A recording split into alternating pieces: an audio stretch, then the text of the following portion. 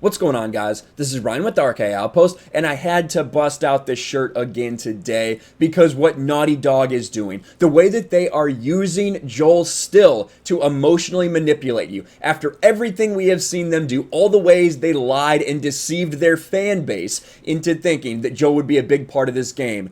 One more time, they are going back to the well to use Joel to entice people to play this game. They're offering one more little moment with Joel. If only you come back and play this game, even though we know exactly what happens to him, the way they disrespected his character. But it doesn't look like it's working. We're going to go over some of the long-term projections for the sales of this game, and unfortunately, it doesn't look very good for Naughty Dog. But first, let's dive in to what they are doing with Joel. Beating The Last of Us Part 2 on Grounded unlocks end credits Easter egg. And of course, the writer of this article very clearly has a bias, which is not surprising since it's Screen Rant. Players have found a secret Easter egg in the end credits of The Last of Us Part 2 after beating the game on the recently added Grounded difficulty. Dedicated The Last of Us Part 2 players have discovered that an Easter egg in the end credits awaits anyone who completes the new Grounded difficulty. And we do know that interest for this game completely fell off, and they came out with this Grounded update and the permadeath update. But unfortunately, it doesn't really seem to have picked up. Now, there are definitely fans of the game who are going to play it, but as far as generating any interest for the rest of the public, for people to go out and maybe buy this game, doesn't really look like it. The mode was added recently in that free update to players, and it talks about, obviously, Grounded is just a much more difficult game, and permadeath is exactly what it sounds like. You die once, you lose the game, which I actually do think is pretty interesting. The Last of Us 2 is one of the most divisive games in recent memory. Many critics, including Screen Rant's own, adored the title and lauded its immersive combat. And the same story caused a lot of hatred and rage from other players. Yes, not criticism, but hatred and rage, who were disgusted at certain story beats and decisions made by characters they didn't agree with. And they talk about the review bombing. Of course, they don't mention the positive review bombing, do you? Because, of course, they don't. Despite the controversy, it still has a lot of fans.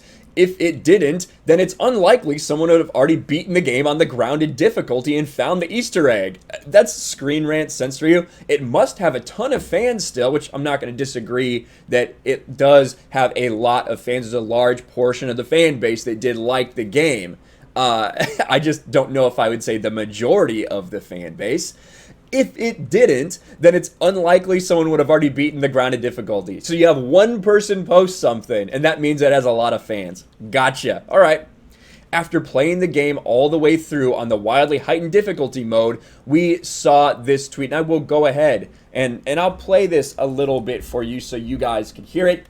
I beat Last of Us 2 on Grounded. Hear Joel sing the full version of Future Days. And we'll play a little bit of it so you can get the taste of Joel that they give you for beating this game, for coming back and playing this game.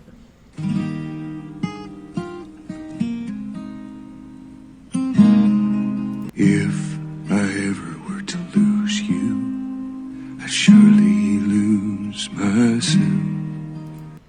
There you go. I'm not going to play it because we will probably get a copyright strike. And knowing Naughty Dog, we know that they're pretty liberal with those, considering they put 2 on my channel just for talking shit about this game. But you can hear, I gave you a little bit of a taste of it, which is really all this is. It's one song of Joel. Getting to hear Joel sing Future Days. It's a Pearl Jam cover, essentially. But that's what you get for doing difficulty mode. And everyone, a lot of people freaked out. Oh my gosh, we get to hear Joel.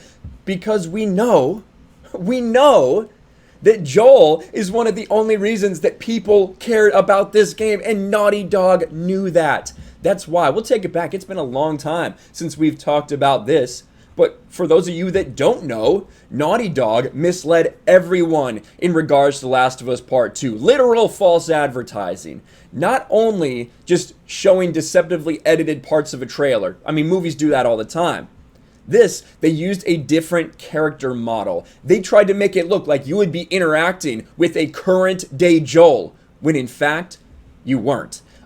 Even going so far, the most disgusting part of it all And man, it's been a while since we've talked about this. We used to talk about it almost every week, this false advertising. But let's watch the trailer, right? Let's watch the trailer from 8 months before the release. We have Ellie, gets her face covered. Who's standing there? What the hell are you doing here? You think I'd let you do this on your own? Of course! Joel's there! You'd think I'd let you do this on your own? I'm coming on this big adventure with you, Ellie. I'm going to help you. But then, in reality, we all know exactly what happened. What the hell are you doing here? I think I'd let you do this on your own. That is the character of Jesse. That is not Joel. They didn't decide to race swap Joel. No, that is a completely different character, Jesse. They fooled everyone to make them think that he would be a big part of the game, including using, just like I said, here are the different character models from the 2020 trailer and then from the final game. Both Ellie and Joel are de-aged because it's not current day. It is a flashback. Same thing with this, same thing with this. Disgusting practices by Naughty Dog. And now they're just giving you another little taste of Joel. If you'll come back and play, please. That's what's happening.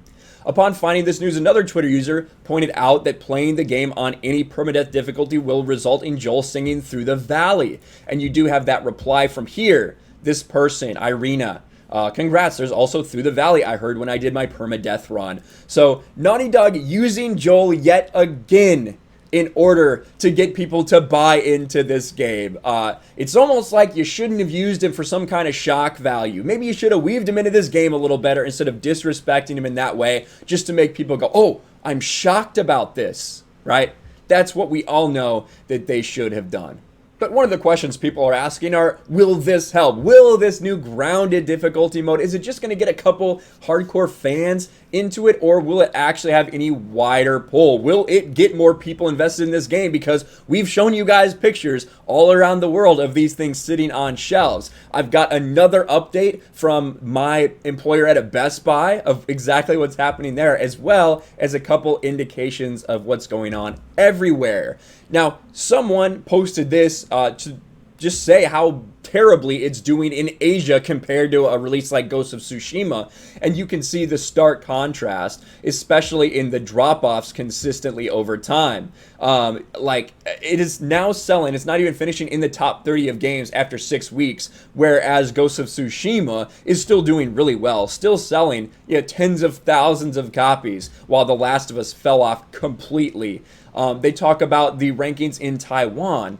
And then also, more importantly, they're talking about the discounts that this game is at. They're talking about in Hong Kong, where people have stacks and stacks of these things still to sell. And they're being forced to sell them for about $32 US. Not unlike the black market, the alternate market. No, the normal mainstream market in Japan, selling for $32 because people don't want this game. And also, this I think is incredibly interesting, and whoever pulled these charts, I think people really need to pay attention to this, to be quite honest with you. This is a chart of a bunch of best-selling games, and in addition to that, it has a little number beside it. Now, this is the total player count after the first 7 days of release. We know that it was pretty big, right? We got talked about, oh, one of the fastest selling PS4 exclusives of all time. But what has happened since then, and the news is not good, it has not picked up many more players. Take a look at this. This is total player count 7 days after the release. Now let me see if I can pump this up a little bit, because it is very hard for you to see. No, the image doesn't get any bigger. That's okay. That's all right.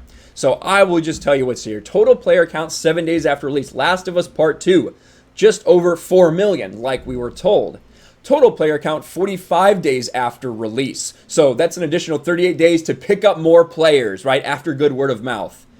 5.83 million. But we have something like Spider-Man here, right? Just a few more copies after that first 7 days, 4.3 million.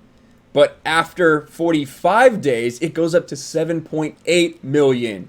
right? It sold a ton more and picked up way more players after that. Same thing for God of War, 3.3 million to 6.23 million for God of War. Uncharted, 2 million to 4 million, right? It's nearly doubling over that time. That's consistent with what you see with everything. All of these games nearly double their player base in that next 38 days. Same thing with Horizon Zero Dawn, 1.7 to 3.2. But what is the case for The Last of Us Part 2? No, it's barely added any players at all. That is not a good sign when it comes to the long-term health for The Last of Us Part 2. It is bad word of mouth that caused this. All these other games were really well received. You know, even Uncharted 4, though it had its issues, though people had their problems with it, has gone on to sell really well. But that was because Neil Druckmann wasn't fully in charge of that project. He still had Bruce Straley there to help him, to hold him back until he got full control of Naughty Dog, which is what he has now, and what we saw with The Last of Us Part 2.